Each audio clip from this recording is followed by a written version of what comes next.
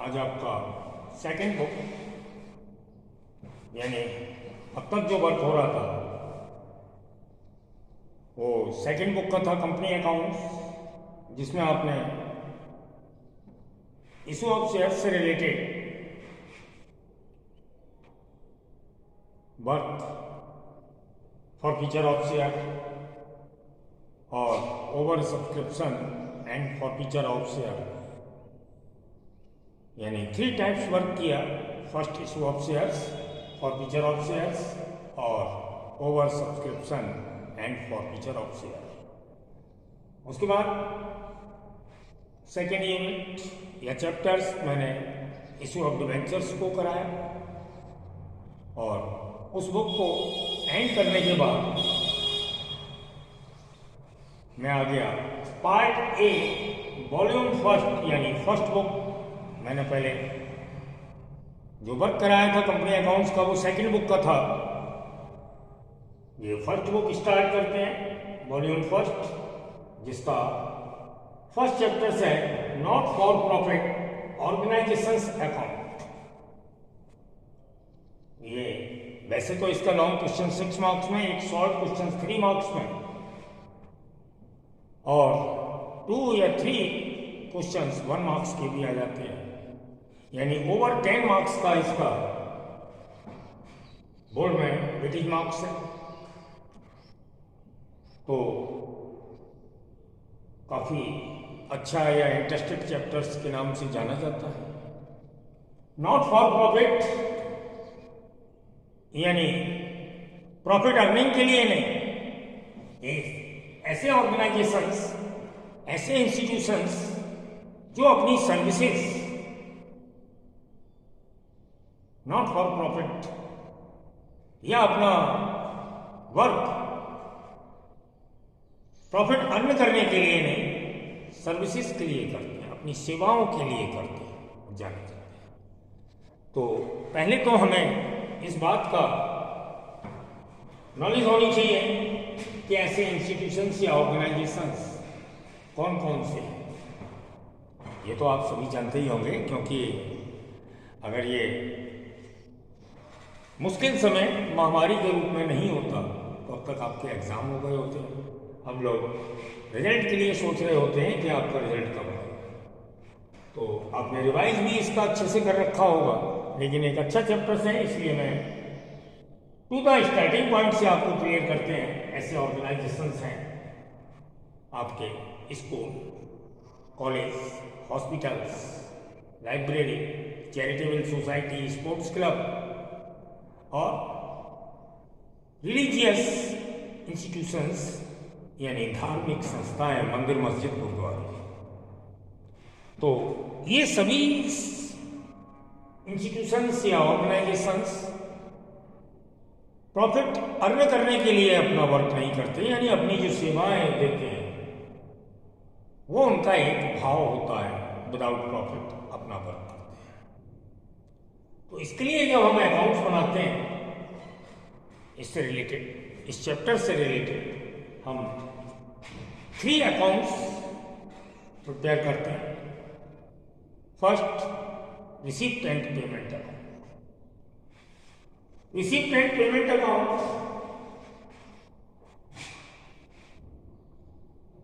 Nature of this accounts belong to real account. ये account real account से belong करता है, यानी all receipt are debit and all payments are credit, इसलिए इस अकाउंट का नाम रिसीप्ट पेमेंट्स है। तो आपको क्वेश्चंस के रूप में receipt payments account as like cash book आपको क्वेश्चंस मिलता है। मैं 1 मार्क्स के लिए इसके फीचर्स भी बता दें। इसमें ऑल कैश ट्रांजैक्शंस अपीयर या इन्वॉल्व होते हैं। ये एनी ईयर्स का रिसीव या पेमेंट्स हो सकता है, यानी ये ऑल ईयर्स के लिए बनाया जाता है। इसमें करंट ईयर, प्रीवियस ईयर या नेक्स्ट ईयर, किसी ईयर्स का भी वर्क हो जाता है। रिसीव होना चाहिए, पेमेंट होना चाहिए इन कैश, इस अकाउंट में आ जाता है। इसमें एग्जिस्टिंग वर्क नहीं होती, न ही इसमें कोई क्रेडिट ट्रांजेक्शन इन्वॉल्व होते, न ही इसमें कोई रेस्ट्रिक्शंस है कि ये रेवेन्यू एक्सपेंडिचर से या रेवेन्यू रिसीप्ट से या कैपिटल रिसीप्ट से या कैपिटल एक्सपेंडिचर से, इसका कोई लेना देना नहीं है। मैंने थोड़ा हिंट दिया था इसका रिसीप्ट पेमेंट्स अकाउंट्स के लिए। अब इसके बाद एक और बात बता दें, यदि कोई इंस्टीट्यूशंस अपना कैश ट्रांजैक्शंस ही करती है तो उसको अदर्स कोई भी अकाउंट बनाने की जरूरत नहीं रहती, केवल रिसीप्ट पेमेंट से उसका काम चल जाता है। लेकिन ऐसा संभव नहीं है, ऐसा पॉसिबल इसलिए नहीं है कि कोई इंस्टीट्यूशन हो या बिजनेस हो, ऐसा तो कुछ होता ही नहीं है कि जहां कैश के साथ साथ क्रेडिट ट्रांजेक्शन्स हो। तो जब क्रेडिट ट्रांजेक्शन्स भी होते हैं तब इसमें इनकम एक्सपेंडिचर्स अकाउंट और बैलेंस शीट भी बनाई जाती है। बैलेंस शीट 2 टाइप्स बनती है, एक ओपनिंग बैलेंस शीट यानी अप्रैल 1 के लिए, और एक क्लोजिंग बैलेंस शीट 31 मार्च के लिए। यानी 2 टाइप्स बैलेंस शीट बनती है।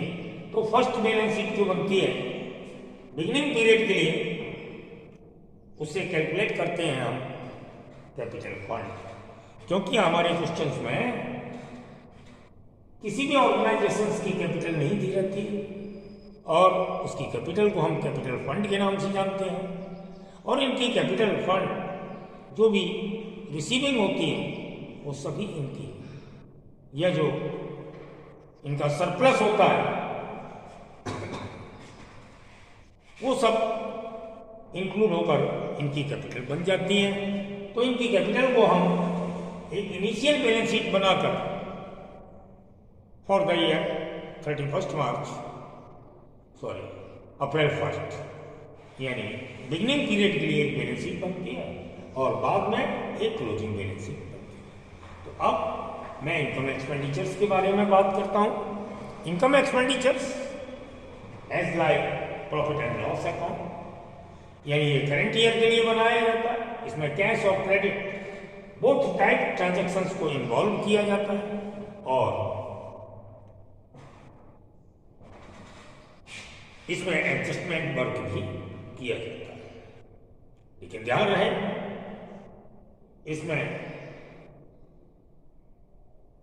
रेवेन्यू एक्सपेंडिचर्स या रेवेन्यू इनकम ही इन्वॉल्व की जाती है। जो कैपिटल नेचर्स एक्सपेंडिचर्स या इनकम होती हैं वो इसमें अपीयर नहीं होती। इसके यानी इनकम एक्सपेंडिचर्स को प्रिपेयर करने से पहले इसके रिलेवेंट पॉइंट होते हैं, उसके बारे में भी हमें जान लेना बहुत कंपलसरी होता है। जैसे आपको बता दें, फर्स्ट सब्सक्रिप्शन, जिसे हम अब तक चैरिटी के नाम से जानते थे उसे यहां पर हम सब्सक्रिप्शन के नाम से जानते हैं, क्योंकि जो डोनेशन यानी चैरिटी हम जब पे करते हैं तो उसे चैरिटी के नाम से जानते हैं, और जब हम कोई भी इंस्टीट्यूशंस चैरिटी को रिसीव करता है तो उसे सब्सक्रिप्शन के नाम से जानता है। तो इसके रिलेवेंट पॉइंट में कुछ टर्म्स हैं, जैसे सब्सक्रिप्शन मोस्टली ये इनकम है, किसी भी ऑर्गेनाइजेशन के लिए ये उसकी इनकम होती है। लेकिन अगर ये स्पेसिफिक पीरियड के लिए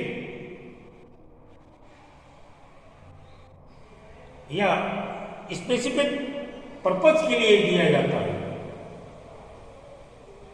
तो इसको हम कैपिटल नेचर मीन्स कैपिटलाइज मानते हैं और बैलेंस शीट की असेट साइड में शो करते हैं।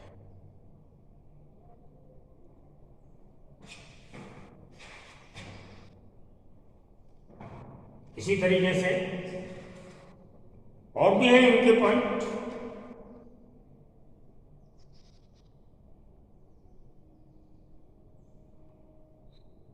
सॉरी, मैं शायद कुछ गलत बोल गया, इसलिए मैं एक बार सब्सक्रिप्शन को फिर से डील करता हूँ। सब्सक्रिप्शन मोस्टली किसी भी इंस्टीट्यूशंस की इनकम होती है। यदि कोई भी सब्सक्रिप्शन हमें किसी स्पेसिफिक पर्पस के लिए दिया जाए तो उसे कैपिटलाइज मानते हैं, यानी उसे लायबिलिटीज में शो करते हैं। हमने इससे पहले बता दिया था कि इसे असेट्स में शो करते हैं। स्पेसिफिक पर्पस के लिए अगर हमें कोई सब्सक्रिप्शन रिसीव होता है तो वो कैपिटलाइज्ड होगा और हम उसे लायबिलिटीज साइड में शो करेंगे। सेकंड है डोनेशन। डोनेशन ये भी 2 टाइप्स होता है, एक सिंपल डोनेशन, दूसरा स्पेशल डोनेशन। सिंपल डोनेशन किसी भी इंस्टीट्यूशंस की इनकम मानी जाती है, मोस्टली ये इनकम ही होती है। लेकिन यहां पर भी अगर वही हमें पॉइंट रखना होता है, यदि किसी स्पेसिफिक पर्पस से हमें कोई डोनेशन रिसीव हुआ है, जैसे कोई बहुत बड़ा डोनेटर किसी हॉस्पिटल, किसी स्कूल, किसी रिलीजियस इंस्टीट्यूशंस में कोई डोनेट इस पर्पस से करता है जिस आइटम्स की उस इंस्टीट्यूशंस में कमी है, उसको पूरा करने के लिए, यानी उसका किसी स्पेशल पर्पस के लिए यदि डोनेट है तो हम उसे स्पेशल डोनेशन मानते हुए कैपिटलाइज कर देते हैं और उसे लायबिलिटीज साइड में शो करते हैं। और नेक्स्ट पॉइंट है जो मैं आपका क्वेश्चंस या रिवाइज कराने से पहले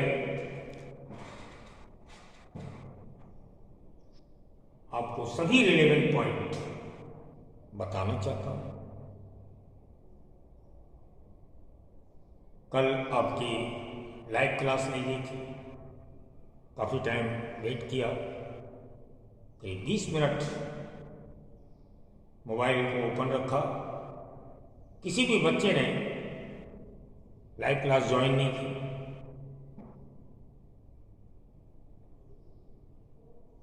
थोड़ा अच्छा नहीं लगा, बाकी सब ठीक है। आपसे नेक्स्ट वीक के लिए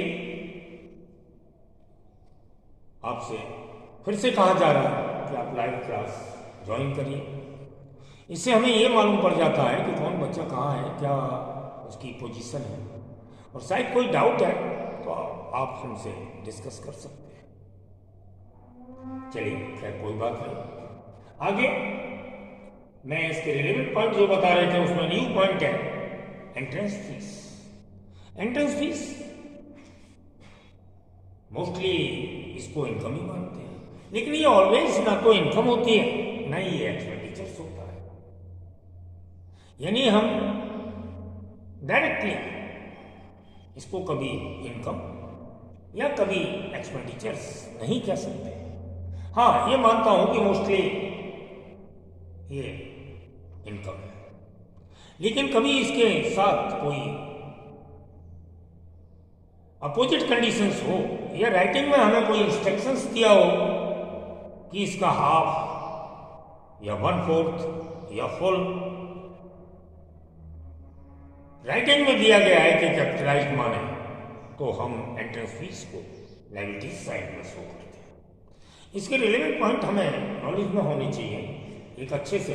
इससे क्या होता है कि हम किसी क्वेश्चंस को अच्छे से प्रैक्टिकली सही कर सकते हैं, एक आंसर के रूप में हमें प्रॉब्लम नहीं आती। और इसके बाद लेगेसी,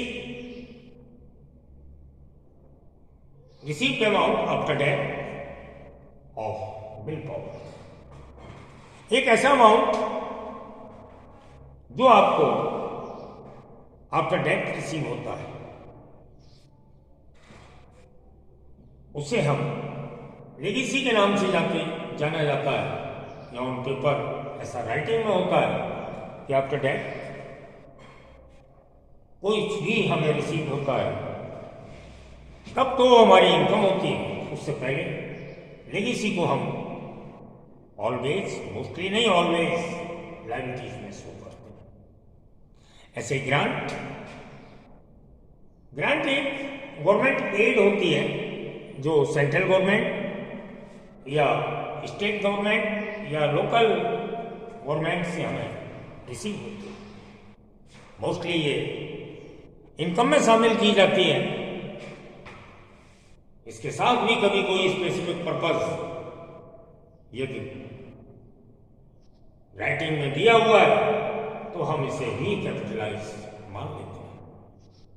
और इसके बाद फंड, जैसे एंडोमेंट फंड या टूर्नामेंट फंड, मैचेस फंड या किसी टाइप का फंड दिया हो, उसे भी हम लायबिलिटीज में शो करते हैं। और इससे रिलेटेड हमारा कोई आउटस्टैंडिंग है, कोई प्रीपेड है, तो उसका वर्क हम वैसे ही करते हैं जैसे कि हम ऑलरेडी पहले से जानते हैं कि आउटस्टैंडिंग और प्रीपेड को इनकम एक्सपेंडिचर्स अकाउंट्स के डेबिट में शो करते हैं, आगे चलकर उसे बैलेंस शीट में ले जाते हैं। ये एडजस्टिंग वर्क है। जैसे आप पहले पीएनएल अकाउंट में आउटस्टैंडिंग या प्रीपेड कवर करते थे, वही यहाँ पर इनकम एक्सपेंडिचर्स में होगा और आगे चलकर ये आपके बैलेंस शीट में शो किया जाता है। इन सारे पॉइंटों को यदि आप मेरी वीडियो देखते तो पहले अपनी बुक ओपन करके, जैसे मैंने बताया, रिसीव पेमेंट्स का मीनिंग पढ़ेंगे, उसके फीचर्स पढ़ेंगे, 1 मार्क्स आपको मिल जाएंगे। और इसके बाद इनकम एक्सपेंडिचर्स का मीनिंग पढ़ेंगे, उसके फीचर्स पढ़ेंगे, आपको 1 मार्क्स उससे मिल जाएंगे। और हम रिसीव पेमेंट्स और इनकम एक्सपेंडिचर्स का डिफरेंस पढ़ते हैं, तब भी हमें 1 मार्क्स का वर्क मिल जाता है। और 1 मार्क्स इससे कम से कम 2-3 आते हैं। और वैसे भी नॉलेज के लिए हमें थोड़ा थ्योरी में तो जाना चाहिए। उसके बाद इनकम एक्सपेंडिचर्स के लिए बनाने के लिए या इसको प्रिपेयर करने के लिए जो हमने रेलिवेंट पॉइंट बताया, जैसे subscription, donation, entrance fees, grant, legacy, और आपको बताया फंड, जैसे एंडोमेंट फंड, टूर्नामेंट फंड या अदर फंड कोई भी होते हैं, आउटस्टैंडिंग, प्रीपेड, ये सारी नॉलेज आपको आपकी बुक से मिलेगी। मैंने तो थोड़ा सा आपको हिंट किया था, और भी हैं, जैसे sale of scrap, sale of newspaper, ये सारी अपनी इनकम के रूप में मानी जाती है। तो हमें इनकम एक्सपेंडिचर्स बनाने के लिए ये एज लाइक पीएनएल अकाउंट है, एक फॉर्मेट होता है। जैसे फर्स्ट इसका अकाउंट बनेगा इनकम एक्सपेंडिचर्स अकाउंट, जिसके डेबिट में हम लिखते हैं एक्सपेंडिचर्स,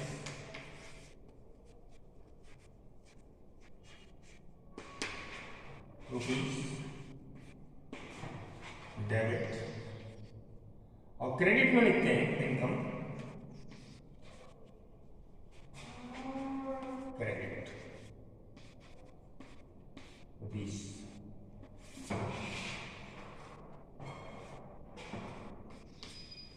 सारे एक्सपेंसेस जो भी होते हैं आप पीएनएल अकाउंट की तरीके से, और इधर आपकी इनकम जो भी है, बाद में हम डिफरेंस करके जो भी बैलेंस आता है, अगर डेबिट में आता है सब प्लस के नाम से जाते हैं, ये इसका आंसर होगा।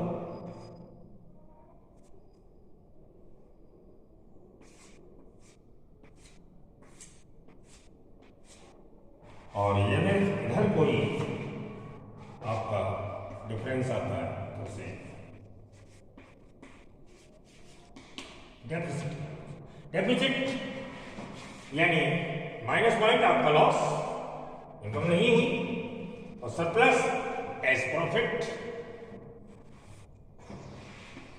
ये आपका इसका आंसर के रूप में आता है और साइड टोटल हो जाता है। इस तरीके से आज मैंने आपको रिसीव पेमेंट्स, इनकम एक्सपेंडिचर्स के बारे में बताने के बाद उसके रिलेवेंट पॉइंट बताए और इसमें आपको बताया एडजस्टमेंट वर्क भी होता है।